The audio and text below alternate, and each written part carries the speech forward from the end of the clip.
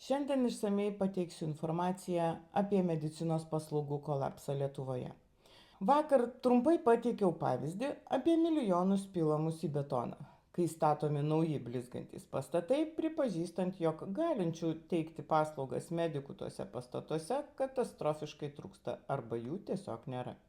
Dar viena naujiena yra ta, kad nuo pirmadienio Lenkijoje regioninių ligoninių medikai paskelbė juodąjį protestą. Juodai apsirengę medikai protestuoja prieš siekį uždaryti regioninės ligoninės ir virš sutartinių paslaugų nefinansavimą. Visiškai identiška situacija ir Lietuvoje. Tik čia regioninių ligoninių asociacijos vadovas džiaugiasi, jog valdžia su jais dar kalbasi. Kokia iš to kalbėjimo nauda, vienas dievas težino. Lietuvos sveikatos apsaugos finansavimo sistemos stabilumas pastarąjį dešimtmetį buvo grindžiamas konservatyviu biudžeto planavimu. Tačiau pastarųjų metų ekonominės turbulencijos, staigus infliacijos šuolis ir atitinkamas nominalaus darbo užmokesčio fondo augimas sukūrė situaciją, kurioje į privalomo socialinio draudimo fondo biudžetą surenkamos lėšos gerokai viršijo planuotas išlaidas. Šiandien detaliai papasakosiu, kaip teisinė bazė ir makroekonominiai rodikliai suformavo dabartinį 19 milijonų eurų paradoksą. Ir papasakosiu apie privalomo socialinio draudimo fondo rezervo struktūrą pagal sveikatos draudimo įstatymą. PSDF rezervas nėra vientisas pinigų krepšelis. Pagal sveikatos draudimo įstatymo 21 straipsnį rezervą sudaro pagrindinė dalis, skirta kompensuoti laikiną pajamų sumažėjimą, ir jos dydis turi būti ne mažesnis kaip 1,5% metinių privalomo socialinio draudimo fondo išlaidų sumos. Ši dalis yra neliečiama einamosioms reikmėms. Ir antra - rizikos valdymo dalis. Čia kaupiamos lėšos, kurios viršyje pagrindinę dalį. Būtent ši dalis tapo politinių ginčų objektų. Aišku, turėdami tokius rezervus, valstybė gali skolytis kitom reikmėm, tai čia irgi susiję tie patys indai ir tas yra daroma. Teoriškai ji skirta nenumatytoms išlaidoms, epidemijoms, brangiems vaistams, tačiau praktiškai čia nusėda visos viršplaninės pajamos. Lėšų judėjimas į rezervą yra automatinis, tačiau jų išėmimas yra griežtai reglamentuotas. Tai sukuria asimetrinį pralaidumą. Pinigai į rezervą įteka lengvai, kai tik viršijamas pajamų planas, bet išteka tik per sudėtingas politinio derinimo procedūras. Esminė priežastis, kodėl privalomo socialinio draudimo fondo rezervas netampa paslaugomis pacientams, yra valdžios sektoriaus finansų apskaita. Pagal Europos sąskaitų sistemą privalomas socialinis draudimas yra priskiriamas valdžios sektoriui. Jei PSDF surenka, pavyzdžiui, 3 milijardus eurų, o išleidžia, pavyzdžiui, 2,8 milijardo eurų, likę 200 milijonų skaičiuojami kaip valdžios sektoriaus perteklius. Šis perteklius tiesiogiai mažina bendrąjį valstybės biudžeto deficitą. Jei sveikatos apsaugos ministerija nuspręstų tos 200 milijonų eurų išleisti virš sutartiniam paslaugom, valstybės bendrasis deficitas padidėtų būtent tokia suma.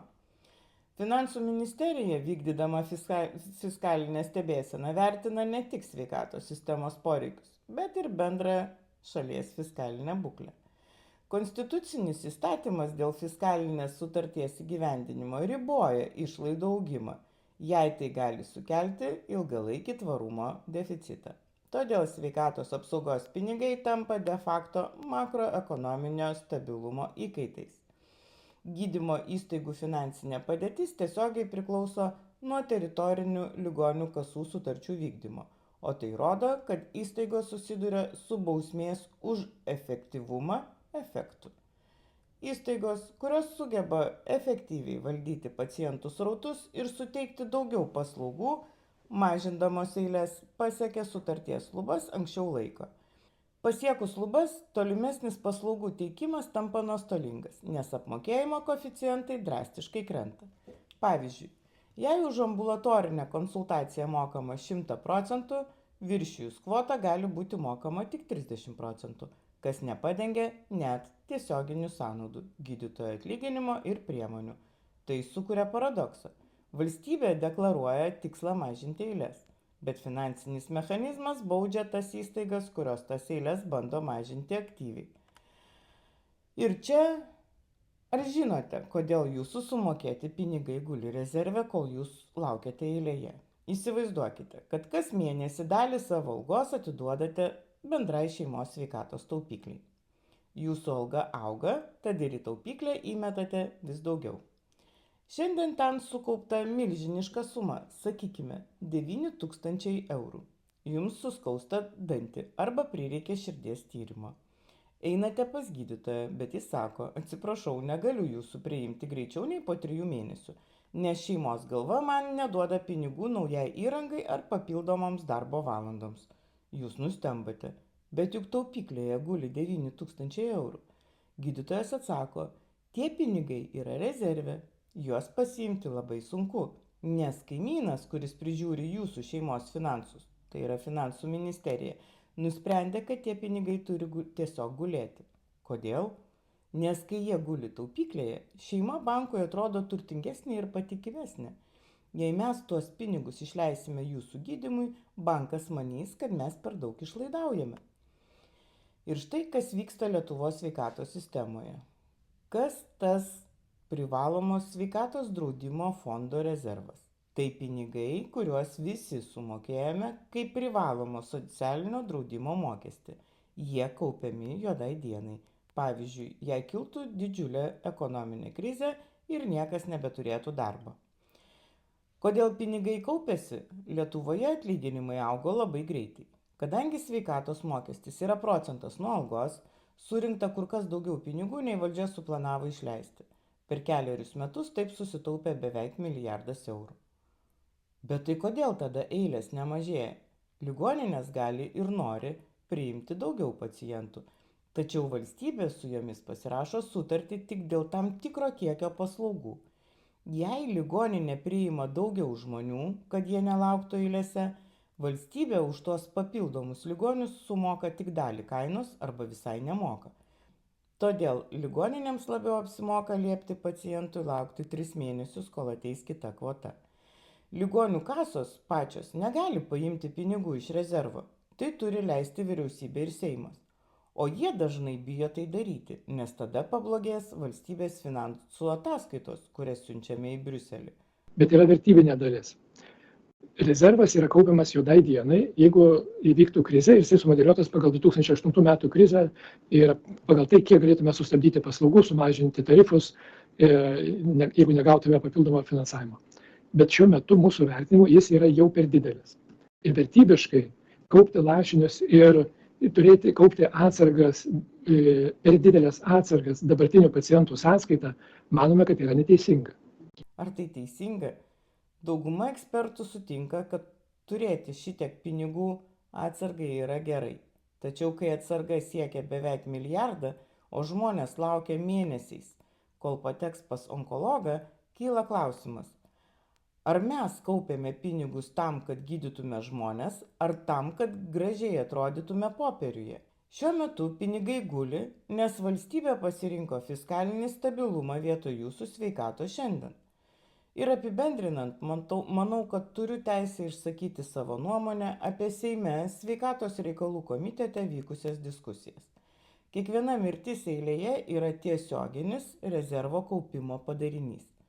Eilėms įtakos turi ir personalo trūkumas. Pinigai iš privalomo socialinio draudimo fondo rezervo galbūt nėra fiziškai išleidžiami kitoms sritim. Pinigai lieka rezerve. Tačiau jų buvimas leidžia valstybei daugiau skolintis kitiems reikalams, kokiems lieka spėlioti. Rezervo kaupimas yra vienintelė priežastis, kodėl sistemoje trūksta lėšų. Čia dar yra ir efektyvumo problemų. Beveik 1 milijardas eurų užrakintas rezerve, kai žmonės negauna gydymo. Tai ne klaida, tai sąmoningas neveikimas. Kas atsakys už tuos, kurie nesulaukia pagalbos? Už prarastą laiką, prarastą sveikatą, prarastas gyvybės. Už tai, kad pinigai buvo, bet sprendimo juos panaudoti ne. Valdžia sėdi ant mūsų visų suneštų sveikatos mokesčių kapšo ir stebi, kaip sistema byra. Tai ne rezervas, tai cinizmas įformintas biudžete. Ir kai ateis laikas atsakyti, nebeužteks pasislėpti už skaičių. Reikės žiūrėti į akis tiems, kurie liko be pagalbos. Ir paaiškinti, kodėl jų vietoje buvo pasirinktas rezervas. Be sisteminių pokyčių privalomo sveikatos draudimo fondo rezervas ir toliau augs, o pacientų pasitenkinimas sistema mažės, stiprinant prielaidas privačiam sektoriui perimti viešasias funkcijas ne dėl didesnio efektyvumo, o dėl dirbtinai ribojamo viešojo finansavimo. Ir štai pabaigai tyla. Įstaigų vadovai, kaip jiem iš tikrųjų savo finansavimą persižiūrėti, kaip dirbti, nes PSD lėšos eina gydytojom algom. Tai vienas iš skaudžiausių, ne tik gydytojų ir vidurinio personalo viso. Tai kaip dirbti, jeigu įstaiga jau yra iškvotinti 2,5 milijonų viršijasi ir kaip dirbti. Jūs atsakykit, ką toliau turi daryti įstaigų vadovai ir kaip mes toliau savo finansavimą žiūrim. Čia konkretus pavyzdys. Tai viena dalis yra gydytojo, o kita dalis yra tai pacientai paslaugų negaus. Tai kaip čia mes dabar atrodom?